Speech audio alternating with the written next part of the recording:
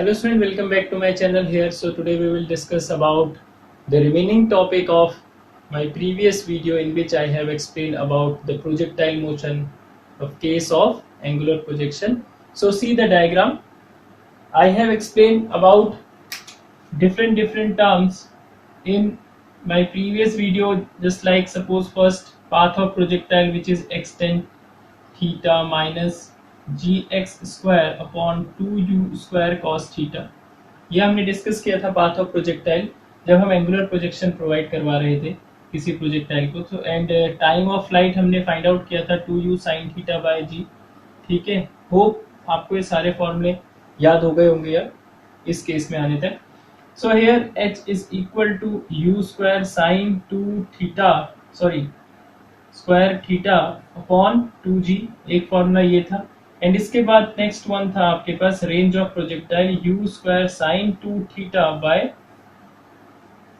g। तो ये सब कंडीशंस हम लोगों ने डिस्कस करी थी, ठीक है, प्रीवियस वाले वीडियो में, और इसके साथ कुछ बेसिक फंडामेंटल बताए थे क्या एजम्पशन होते हैं प्रोजेक्टाइल मोशन के। तो आज के वीडियो में हम इसके बाद आगे डिस्कस करने वाले हैं जो वहां पे रिमेनिंग टाइम की वजह से जो पार्ट रह गया था आपके पास, वो ये था कि आपके पास की वेलोसिटी एट एनी पॉइंट क्या फाइंड आउट होगी इस केस में।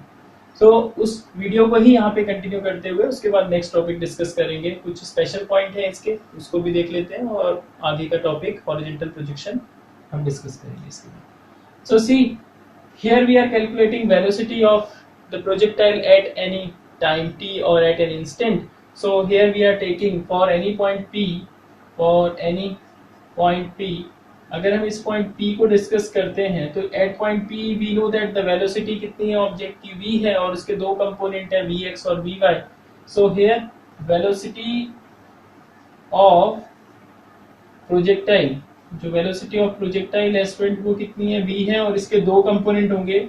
इसको मैं आपको विदाउट लैंग्वेज यहाँ पे लिख रहा हूँ। एक कंपोनेंट है आपके पास इसका vx और एक है आपके पास vy।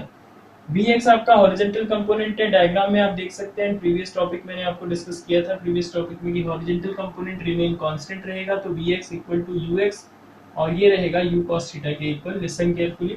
बट यहाँ पे जो वर्टिकल कंपोनेंट है वो due to acceleration, due to gravity की वजह से आपके पास क्या होगा, आपका कांस्टेंट नहीं रहेगा, वो एक्सेलरेशन के हिसाब से आपके पास वेरी करेगा। तो उसके लिए हम यहाँ पे फर्स्ट इक्वेशन ऑफ मोशन लगा देंगे uy minus gt for this point P। ठीक है, अब हम स्टूडेंट क्या करेंगे, इस कंडीशन में हमारे पास इसकी वैल्यू भी मिल गई है। uy को अगर आप लिखना चाहें u sin theta minus gt लिख सकते हैं, ठीक है, और यहाँ पे आपके पास है vx, हमारे पास है u cos थीटा। ये दोनों वैल्यूज हमें आपके पास मिल गई हैं vx और vy की कंपोनेंट फॉर्म। देयरफॉर हम डायरेक्टली लिख सकते हैं कि वेलोसिटी एट एनी पॉइंट, ठीक है स्टूडेंट। तो उसके लिए हमें कोई ज्यादा बर्डन नहीं करना पड़ेगा। आपको पता है कि ये दोनों कंपोनेंट जो है म्यूचुअली परपेंडिकुलर है, तो इसमें हम पाइथागोरस वाली कंडीशन लगाएंगे। पाइथागोरस में आपके पास जो पाइथागोरस थ्योरम है vx स्क्वायर vy स्क्वायर, आपको पता होगा hypotenuse is equal to base square plus hypotenuse, base square plus altitude square. तो वो कंडीशन लगाते हुए हम इसको डायरेक्ट फाइंड आउट करेंगे। थोड़ा इसका रिजल्ट आप याद रखिएगा, आने वाले टाइम पे आपके लिए यूजफुल रहेगा। यहाँ पे हो जाएगा आपके पास, इसका स्क्वायर करेंगे तो आप u square cos square theta हो जाएगा, प्लस इस पूरी वैल्यू का स्क्वायर करेंगे। तो यहाँ पे स्टूडेंट मैं स्क्वायर कर रहा हूँ, देखिएगा u sin theta minus gt whole square होगा। होल स्क्वायर होगा तो आपको इसे ओपन करना पड़ेगा। जब ओपन करेंगे तो आपके पास कुछ फॉर्मेट ऐसा आएगा, plus u square sine square theta plus g square t square minus 2u gt sine theta. ठीक है स्टूडेंट, जब हम किसी प्रोजेक्टाइल को थीटा एंगल ग्राउंड से थ्रो कर रहे हैं तो उसके लिए यहाँ पे जिसका फॉर्मूला बनेगा वो लास्ट फाइनल ये रहेगा। आप यहाँ से कॉमन ले लीजिए, u square cos square theta और साइन स्क्वायर थीटा 1 हो जाएगा, तो मैं डायरेक्ट लिख दे रहा हूँ u स्क्वायर, और यहाँ से आ जाएगा g स्क्वायर डी स्क्वायर, और ये आ गया 2u gt sine theta. Listen carefully, sine theta. Clear? तो ये आपके पास वेलोसिटी हो गई प्रोजेक्टाइल की eight any time t or at any point p। Final जो आपके पास यहाँ पे वेलोसिटी है u के कंपैरिजन में, इस P पॉइंट पे आपके पास वेलोसिटी ऑफ प्रोजेक्टाइल जब उसका प्रोजेक्शन क्या हो, एंगुलर प्रोजेक्शन हो, उस केस के लिए यहाँ पे ये होगा। हॉरिजॉन्टल प्रोजेक्शन में आपके पास वैल्यू अलग होगी, उसको देखते हैं अपने आने वाले टॉपिक पे।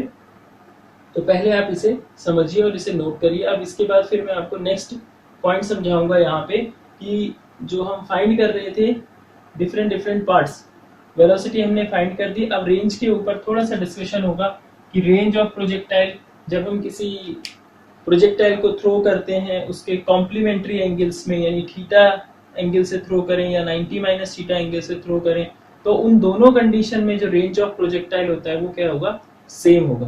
तो देखते हैं ट्रिग्नोमेट्री रूल की हेल्प से इजीली ये प्रूव हो जाएगा। सो for that pause the video and note down.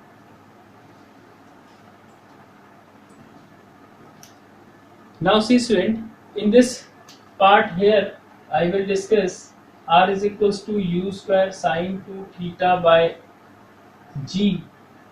It is a range when the projectile is projected at an angle theta. If suppose, this is very important point, if the projectile is projected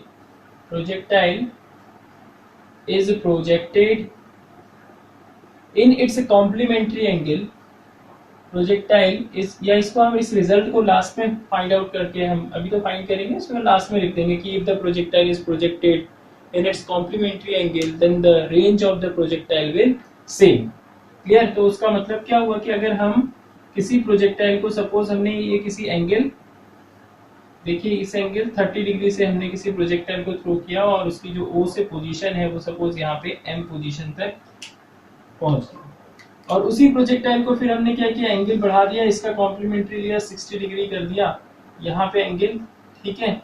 तो तब भी उस object या उस projectile ने जो range cover करी होगी स्टूडेंट, वो रेंज क्या होगी आपके पास, इक्वल होगी। यानी पहले केस की रेंज r1 और दूसरे केस की रेंज r2, ये दोनों का सेम फॉर्मूला बन रहा होगा, इक्वल टू r, जो भी आपके पास आएगा देखेंगे खुद, u square sine 2 theta by g आएगा। तो ये हम यहाँ पे प्रूव करने वाले हैं कि range will be same if the projectile is projected in its complementary angle, means if the projectile is projected either in 30 degree or 60 degree, it will cover equal horizontal distance or range. Point is clear? So let's see, we will discuss now. See, if the projectile is projected at an angle 90 minus theta, यहाँ पे तो आपके पास ये क्या है, condition थी if the projectile is projected at an angle theta, ये condition थी फॉर एनी एंगल थीटा, ठीक है। अब जब हम प्रोजेक्टाइल को 90 माइनस थीटा पे थ्रो करेंगे तो इसका मतलब थीटा और 90 minus theta both are complementary of each other, क्योंकि इन दोनों का सम क्या है, 90 डिग्री आ जाएगा। तो in place of theta here I will write 90 minus theta to show their range। suppose नई रेंज हमारे पास क्या आ गई, r प्राइम या i r डैश, आप कुछ भी बोल दें, तो ठीक है। यहाँ पे आपके पास आ जाएगा u स्क्वायर साइन 2 थीटा की जगह 90 माइनस थीटा रिप्लेस करेंगे अपॉन g, और ये आपके पास u स्क्वायर साइन, ये आप इसे इंटू करिए 180 माइनस 2 थीटा बाय g, तो आपके पास u square sign 180 minus theta, sine theta होता है, ठीक है स्टूडेंट। थोड़ा सा फॉर्मूले भी आपको याद रखने पड़ेंगे ट्रिग्नोमेट्री के, क्लास 11 मैथमेटिक्स के लिए तो ठीक है, बायो वाले स्टूडेंट इसे अलग से याद कर लें, या जो हमने क्लास 11 में मैथमेटिकल टूल्स पढ़ा था, ठीक है, उसमें ये आपके पास सारे फॉर्मूले डिस्कस किए थे। r dash is equals to या अपॉन दी, देखिए अब इन दोनों को कंपेयर करिए, दोनों फॉर्मूला सेम है, तो r dash is equal to r बोल देंगे। तो यहाँ पे लिखेंगे hence the projection, hence the horizontal range, horizontal distance, या आप इसे बोल सकते हैं range of projectile will same, projectile will same if it is projected at an angle theta और 90 minus theta, means complementary angles, complementary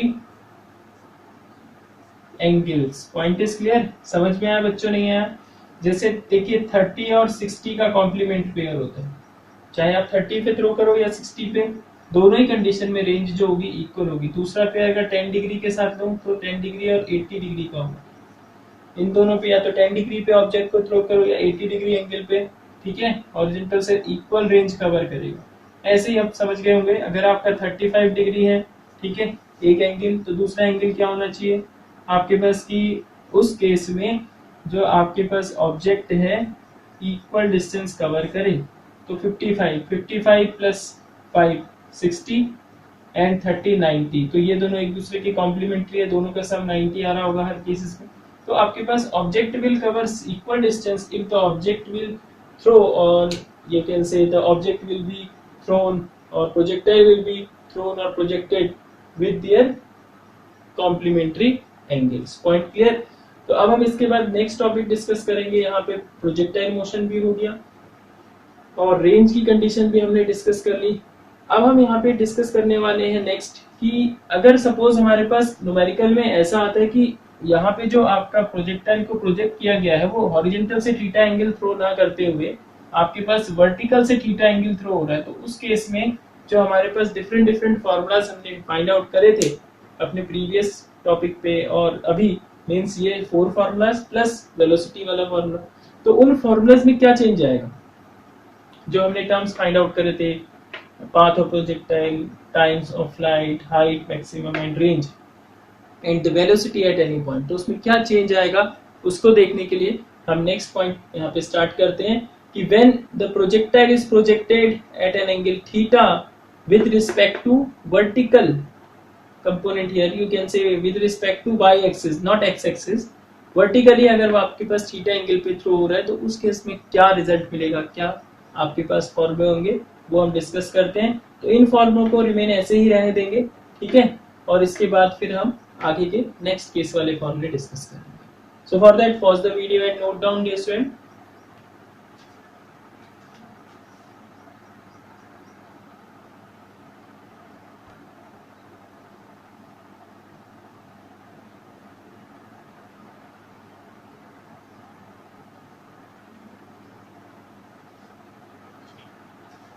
Now see student, in this case we will talk here about the special case if suppose the projectile is projected at an angle theta with vertical axis। अगर यहाँ से theta बन रहा है तो student यहाँ से कितना बनेगा आपके पास, आपको पता है कि y एक्सिस जो है x एक्सिस के साथ म्यूचुअली परपेंडिकुलर है। अगर आपके पास ये प्रोजेक्टाइल की स्पीड इनिशियल वेलोसिटी u है, अगर यहाँ से थीटा एंगल क्रिएट कर रही है तो यहाँ से 90 माइनस थीटा क्रिएट करेगी हॉरिजॉन्टल से, ठीक है, और जो हमने एंगल लिए हुए थे थीटा वाले वो सब हॉरिजॉन्टल कंडीशन से लिए हुए थे, तो उन पे हम यहाँ पे सब्स्टिट्यूशन देंगे क्योंकि यहाँ पे अब हमारे पास जो थीटा है वो थीटा ना रह के चेंज हो गया 90 माइनस थीटा पे, क्योंकि इस कंडीशन में हमने थीटा एंगल पे थ्रो किया है ऑब्जेक्ट को फ्रॉम या विद रिस्पेक्ट टू आप कह सकते हो vertical axis y axis. So in this case now this is our case second for all type of formulas. So if the projectile is projected at an angle theta with respect to vertical axis means y axis, अगर y axis के respect में पहले तो horizontal हम throw कर रहे थे x axis, अब y axis में अगर थीटा है तो हॉरिजॉन्टल से कितना होगा आपका 90 minus theta. It means that 90 minus theta degree angle with respect to horizontal, तो बस कुछ नहीं करना है, सब्स्टिट्यूशन रख देना है आपको थीटा की जगह 90 माइनस थीटा का, और सारे फॉर्मूले आपके सामने वन बाय वन आ जाएंगे। जैसे फर्स्ट फॉर्मूला में डिस्कस करता हूँ, y is equals to x tan theta, जिसको हम पाथ ऑफ प्रोजेक्टाइल बोलते हैं, थीटा की जगह 90 माइनस थीटा रिप्लेस कर देंगे आप, minus g x square upon 2u square cos square 90 minus theta. तो यहाँ पे जो स्टूडेंट फॉर्मूला बनेगा आपका फाइनल x कॉट थीटा, ठीक है, minus g x square upon 2u square cos 90 minus theta, जो आपके पास यहाँ पे कॉस है 90 माइनस थीटा क्या बनेगा साइन थीटा, और इसका स्क्वायर आ जाए। तो पॉइंट क्लियर हुआ आपका। तो ये हमारे पास नया इस केस के लिए आपके पास जो वैल्यू है इसको हम साइड में लिख देते हैं, स्पेस लेते हुए, जो वैल्यू है आपके पास y की वो फाइंड आउट हो गई। फर्स्ट केस में y आपको कितना मिला x cot theta minus g x square upon 2u square sine square theta. ये पहला फॉर्मूला हमें फाइंड आउट हुआ। इसके बाद दूसरी कंडीशन, अगर यही सेम कंडीशन हम अप्लाई करते हैं टाइम ऑफ फ्लाइट पे, देखिए student t is equal to 2u sine theta by g हमने स्टडी किया था अपनी प्रीवियस कंडीशन में, बट यहाँ पे थीटा की जगह रिप्लेस हो जाएगा 90 माइनस थीटा। तो आपको पता है sine 90 minus theta cos theta होता है, तो 2u cos theta by g। फॉर्मूले में इतना सा चेंज आएगा और जो फाइनल आपके पास फॉर्मूला है टाइम ऑफ फ्लाइट का इन दिस कंडीशन वो हो जाएगा 2u cos theta by g। Point clear student? Next अब हम फाइंड आउट करते हैं इसमें height of projectile h is equals to u square sine square theta by 2g। हमने डिस्कस किया था अपने प्रीवियस कंडीशन में, बट यहाँ पे थीटा की जगह अगेन रिप्लेस होगा 90 माइनस थीटा, तो ये फॉर्मूला बनेगा u square sine 90 minus theta, और ये जो स्क्वायर है ये होल स्क्वायर है, ऐसे रहेगा अपॉन 2g। ठीक है, तो साइन 90 माइनस थीटा आपके पास कितना हो गया स्टूडेंट यहाँ पे कॉस थीटा। तो जो फाइनल फॉर्मूला यहाँ पे हम लिख लें, इसको अगर हम लिखना चाहें तो h इज इक्वल्स टू हो जाएगा u square sine 90 minus theta is equals to cos theta square के टर्म्स में होगा अपॉन 2g। ये फॉर्मूला बन गया आपके पास।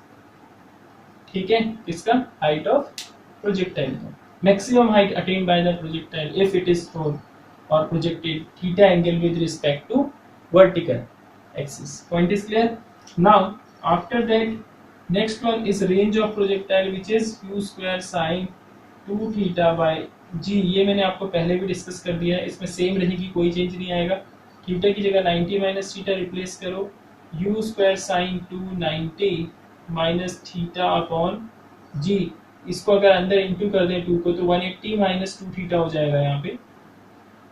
ठीक है, 180 माइनस 2 थीटा, और इसका सॉल्व जो आपके पास है साइन 180 माइनस 2 थीटा होता है आपके पास साइन थीटा। तो range of the projectile in this condition u square sine 2 theta by g। सिर्फ रेंज आपको सेम मिल रही होगी इस केस में। क्यों?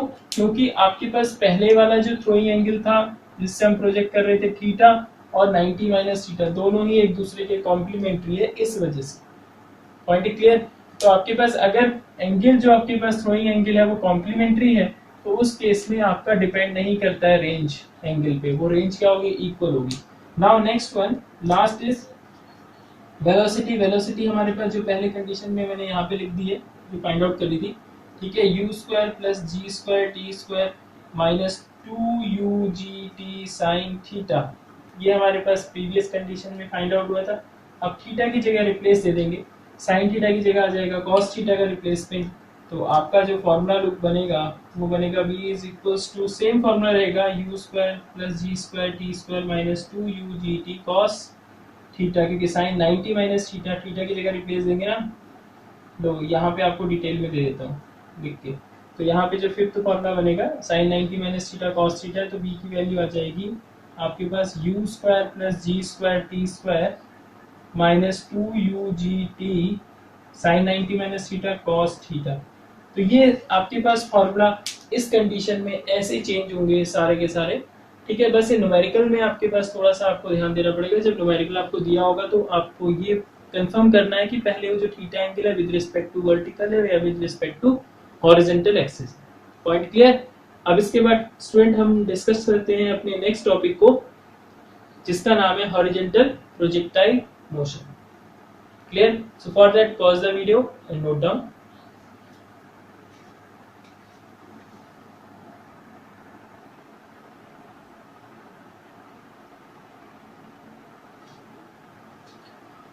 Now dear students, see the next topic is horizontal projectile motion। तो पहले तो हम ये समझते हैं कि horizontal projectile motion होता क्या है। ठीक है, उसके बाद इसके जो केसेस हैं इसमें हम फाइंड आउट करेंगे time of flight, range of projectile, ये सब चीजें हम फाइंड आउट करेंगे। तो हॉरिजॉन्टल प्रोजेक्टाइल मोशन को अगर समझना है तो जैसे आप मान लीजिए ग्राउंड से आप किसी हाइट पे, ठीक है स्टूडेंट, ये इमेजिन करते हैं कि ये कोई हमारे पास ऑब्जेक्ट है ग्राउंड से किसी हाइट पे।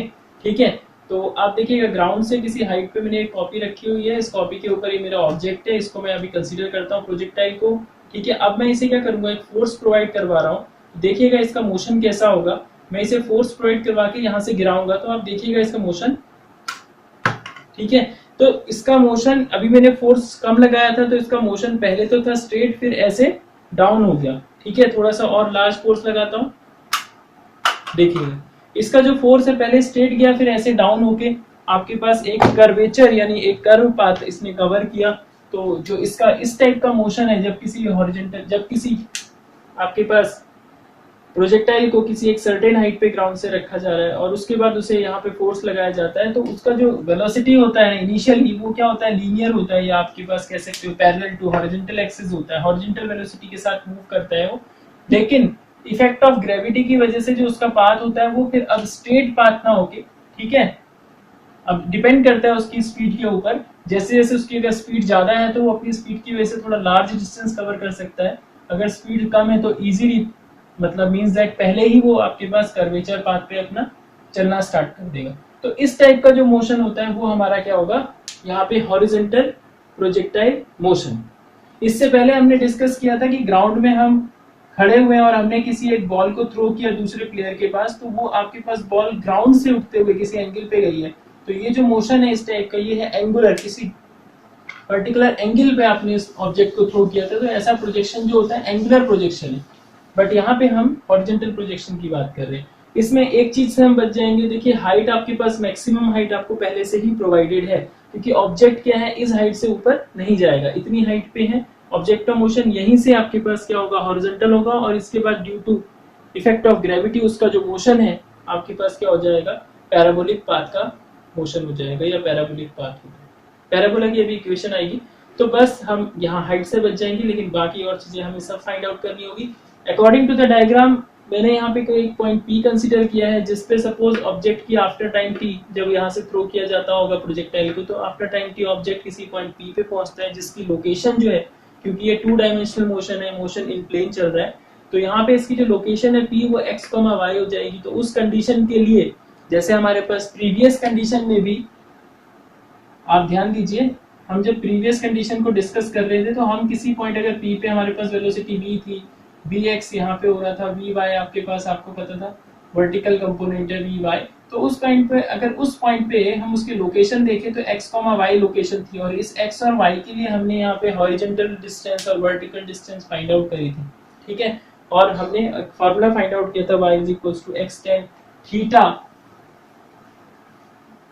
gx² cos theta. तो अब यहाँ पे हम फाइंड आउट करने वाले हैं, पहले सबसे पहला पॉइंट हम यहाँ जो इसकी फाइंड आउट करेंगे, पाथ ऑफ प्रोजेक्टाइल, या इसको ट्रेजेक्ट्री भी कह सकते हैं, ट्रेजेक्ट्री ऑफ प्रोजेक्टाइल। जब हम ट्रेजेक्ट्री ऑफ प्रोजेक्टाइल की बात कर रहे हैं तो सबसे पहले हम लोगों को यहाँ देखना पड़ेगा हॉरिजॉन्टल। अब हमें स्टेटमेंट तो सब क्लियर है कि ऑब्जेक्ट को क्या है, एक इनिशियल वेलोसिटी u के साथ हॉरिजॉन्टली थ्रो किया जाता है from a certain height h at point O. So the horizontal distance जो ऑब्जेक्ट ने ट्रेवल की गई होगी, ठीक है, for any time t at any time at an instant of time भी कह सकते हो t, अगर t टाइम पे उसने जो डिस्टेंस करी है कवर, सपोज उसको हम x से दिखा रहे हैं, this is the position, this is our horizontal distance, so x is equals to initial speed क्या थी उसकी, u थी, या आप ये कह सकते हो हॉरिजॉन्टल स्पीड क्या थी, ux, which is equal to u, and here uy is equal to 0, listen carefully। तो आपके पास ux हो गया इंटू t कर दिया, ux आपका u है इंटू t हो गया, x इक्वल टू ut, हमारे पास एक इक्वेशन बनी, यहाँ से टाइम की नीड होगी हमें सेकंड इक्वेशन में सब्स्टिट्यूशन करने के लिए, तो हमने टाइम को फाइंड आउट कर लिया है इस इक्वेशन से।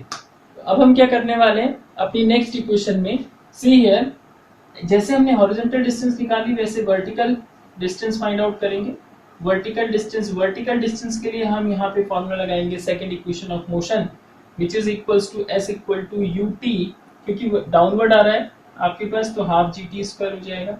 बस यहाँ पे थोड़ा सा चेंज होगा, क्योंकि हम एट एनी टाइम t की बात कर रहे हैं, तो उस केस में यहाँ पे s ना होके इसकी जो वर्टिकल डिस्टेंस है ये वाली आपके पास क्या हो जाएगी, y पोजीशन हो जाएगी ग्राउंड से, एंड ut आपके पास, ठीक है, आपका जो स्पीड या जो आपके पास वेलोसिटी है वो ut की जगह uyt लिख देंगे, और हाफ gt², ठीक है, uy आपको मैंने पहले ही बताया हॉरिजॉन्टल मोशन है, तो uy की वैल्यू 0, तो ये वैल्यू रिमूव हो गई, बचा क्या हमारे पास हाफ gt², तो यानी y इज इक्वल्स टू हम जो फाइंड आउट करेंगे वो है हमारा का हाफ gt² की वैल्यू। ये हमारे पास वर्टिकल डिस्टेंस है। अब रिलेशन फाइंड आउट करेंगे कि इसका पाथ कैसा है और क्या हम इसको रिप्रेजेंट कर सकते हैं। तो उसके लिए हम t का सब्स्टिट्यूशन रख देंगे, y is equals to half g and t is our x upon u whole square, so it will be y is equal to gx square upon 2u square। तो ये हमारे पास एक equation I. This equation implies us a parabolic equation, it is a symmetric equation of parabola which is x square is equals to 4ay type। so this is the equation of similar equation भी कह सकते हो, similar equation of parabola। so we can say that path of projectile is parabolic, or you can say that the trajectory of the projectile is parabolic in this condition। point is clear student। अब इसके बाद हम discuss करते हैं, यहाँ पे trajectory हम लोगों ने डिस्कस कर ली है, ठीक है। ट्रेजेक्ट्री के बाद अब हम डिस्कस करते हैं time of flight.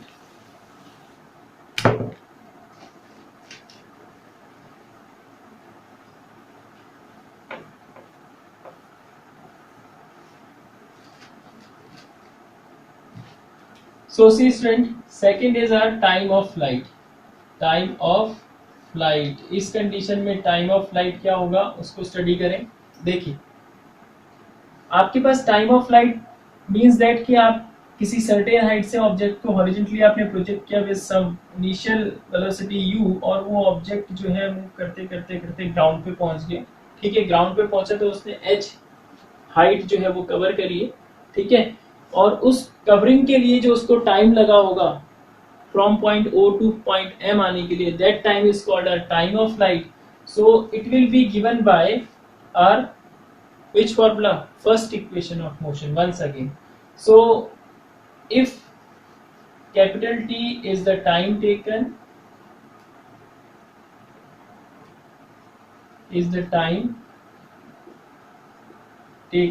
to reach the point M क्या है, ग्राउंड में है कोई पॉइंट, फ्रॉम पॉइंट O जो है आपका सर्टेन हाइट पे है, तो therefore second equation of motion, ठीक है। सेकंड इक्वेशन ऑफ मोशन हम इसमें यूज करेंगे तो आपके पास क्या हो जाएगा, s equal to ut plus half gt square. यहाँ पे s की वैल्यू क्या रिप्लेस हो गई, h, क्योंकि पूरी सर्टेन हाइट h चल रहा है। uy आपको मैंने बताया था uy कंपोनेंट इसका रखा जाएगा u की जगह, वो 0 हो जाएगा, तो इसलिए यहाँ पे इसको पहले ही 0 कर लो, हाफ g, और ये t जो है ये अब t बन गया है आपका capital T, time of flight, तो इट इज t स्क्वायर। तो यहाँ पे t square is equal to आ जाएगा, सॉल्व करेंगे इस पूरे वैल्यू को, 2h/g। तो आपके पास t की वैल्यू आ गई स्क्वायर रूट में 2h/g।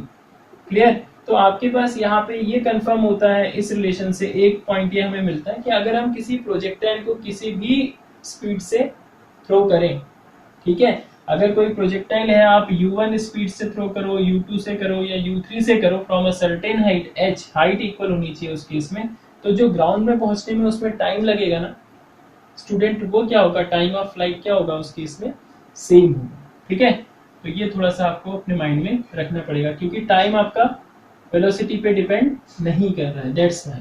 अब इसके बाद नेक्स्ट पॉइंट हमारे पास रहेगा थर्ड, मैक्सिमम हाइट तो हमारे पास आ ही गया है, h है, तो इसको हम लिखते ही नहीं है, रेंज ऑफ प्रोजेक्टाइल होगा हमारे पास। तो यहाँ पे रेंज ऑफ प्रोजेक्टाइल के मैं ज्यादा आपको कोई बर्डन नहीं दूंगा, सेम प्रीवियस जैसा ही फॉर्मूला होगा। रेंज मींस हॉरिजॉन्टल रेंज की बात कर रहे हैं, h range, horizontal range of the projectile, it is noted by r, it is equal to horizontal velocity into time of flight। आपको पता है स्टूडेंट कि हॉरिजॉन्टल वेलोसिटी हमने यहाँ पे कैसी हॉरिजॉन्टल प्रोजेक्टाइल मोशन का है तो उसको u लेंगे, ठीक है, और टाइम ऑफ फ्लाइट आपको पता है स्क्वायर रूट 2h/g है। तो इससे क्या कंक्लूजन निकला कि रेंज ऑफ प्रोजेक्टाइल कितना हो गया, r is equal to u square root of 2h/g। Point clear student. अब रेंज ऑफ प्रोजेक्टाइल वेलोसिटी पे डिपेंड करता है, अगर वेलोसिटी डिफरेंट है तो रेंज ऑफ प्रोजेक्टाइल क्या होगी, डिफरेंट होगी। टाइम ऑफ फ्लाइट सेम होगा बट रेंज ऑफ प्रोजेक्टाइल क्या होगा, डिफरेंट है। इसका मतलब कि अगर यहाँ पे आप u1, u2 और u3 वेलोसिटी से ऑब्जेक्ट को फेंक रहे हो तो इसका जो पाथ होगा वो जाएगा आपका डिफरेंट, बट जो टाइमिंग होगी सबकी ग्राउंड पे पहुंचने की वो क्या होगी, सेम होगी। क्यों होगी वो आपको मैंने यहाँ समझा दिया था। अब इसके बाद नेक्स्ट है हमारे पास वेलोसिटी एट एनी पॉइंट, इसको भी यहीं पे हम शो कर देते हैं, वेलोसिटी एट एनी पॉइंट। ठीक है स्टूडेंट, ये थर्ड टॉपिक है, ये इसका फोर्थ पार्ट है। जब हम वेलोसिटी की बात कर रहे हैं, जैसे कि मैंने आपको पहले ही बताया कि वेलोसिटी v जो है आपके पास square root of bx square and by square. अब इस केस के vx और by फाइंड आउट करते हैं। तो हॉरिजॉन्टल प्रोजेक्ट मोशन में आपके पास जो bx है वो तो आपका u के इक्वल होगा, ठीक है। बट जो यहाँ पे आपका vy है उस पर थोड़ा सा फोकस करना है। उसकी वैल्यू अगर फर्स्ट इक्वेशन ऑफ मोशन लगाते हैं uy प्लस gt हम यूज करते हैं तो uy तो कंपोनेंट ही नहीं है आपके पास, ठीक है, क्योंकि हॉरिजॉन्टल प्रोजेक्शन है, मैक्सिमम हाइट से थ्रो किया जा रहा है, तो ये वैल्यू रिमूव हो जाएगी। तो आपके पास जो vy की वैल्यू है वो gt के इक्वल आ जाएगी, ठीक है। तो यहाँ पे दो वैल्यू आप यहाँ सब्स्टिट्यूट कर दीजिए, आपको फाइनल आंसर मिल जाएगा। और ये फाइनल आंसर रहेगा u square, in place of this I have written u and here I will write gt means square of this g square t square. So this is the formula for velocity of a projectile at any time or at an instant t, so whose point p having coordinates x and y। अगर x y coordinate पे हम discuss कर रहे हैं तो उस case में यहाँ पे किसी पॉइंट p पे, ठीक है, t टाइम पे जो आपके पास वेलोसिटी ऑफ प्रोजेक्टाइल है वो क्या आ जाएगी dear student, u square plus g square t square. तो ये फॉर्मूले थोड़ा सा आपको डिस्कस करने हैं। अब इन सारे फॉर्मूलों को आप एक पॉइंट पे लिख के उनको समझिए, ठीक। तो मैं यहाँ पे उनको एक पॉइंट पे लिख देता हूँ, हमने क्या क्या डिस्कस किया, और आपको वैसे ही उन्हें याद करने की कोशिश करनी है और कंपेयर करना है।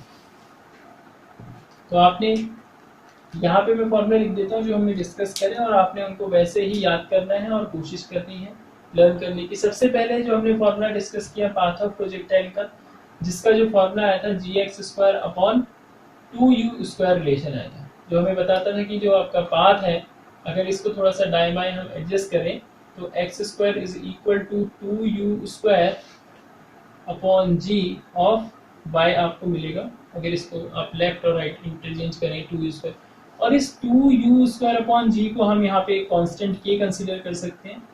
तो देखिए इस फॉर्मेट में इसको बोलते हैं हम यहाँ पे इक्वेशन ऑफ पैराबोला, अगर आपको ज्यादा डिटेल में जानना है। क्योंकि यहाँ पे जब हम x square equal to 4ay रखते हैं तो ये लेटेस्ट रेक्टम में अलग चीज है, बट अगर इसको हम थोड़ी देर के लिए k कंसीडर कर दें तो आप देखिए इसका लुक और इसका लुक सेम रहेगा, ठीक है। ये लेटेस्ट रेक्टम जो 4a था उसकी वैल्यू कांस्टेंट रहती है वहाँ पे, तो आपके पास टोटल जो है सेम सिमिलरिटी प्रोवाइड करवा रहा है। तो दैट्स व्हाई हम इस कंडीशन में प्रीवियस जो प्रोजेक्टाइल की कंडीशन है उसमें बोलते हैं कि जो इसका पाथ है वो क्या है, पैराबोलिक पाथ होगा। दूसरा time of flight find out किया था, टाइम ऑफ फ्लाइट हमने फाइंड आउट किया था इस केस में 2h/g इन स्क्वायर रूट। तो हमने बताया था कि भाई टाइम ऑफ फ्लाइट आपका वेलोसिटी पे डिपेंड नहीं करता है, अगर हाइट इक्वल है तो वेलोसिटी पे किसी से भी ऑब्जेक्ट कोई भी वेलोसिटी से फेंका जाए हाइट सेम होने पे तो उसका जो ग्राउंड पे पहुंचने का टाइम है वो सेम रहेगा।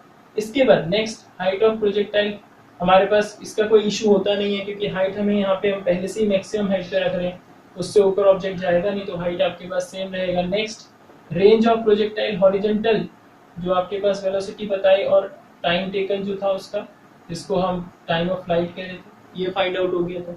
नेक्स्ट जो आपके पास वेलोसिटी थी, वेलोसिटी का फॉर्मूला आपके पास u square plus g square t square अभी अभी फाइंड किया था, ठीक है स्टूडेंट। तो ये सब चीजें आपको अपने माइंड पे सेव रखनी है।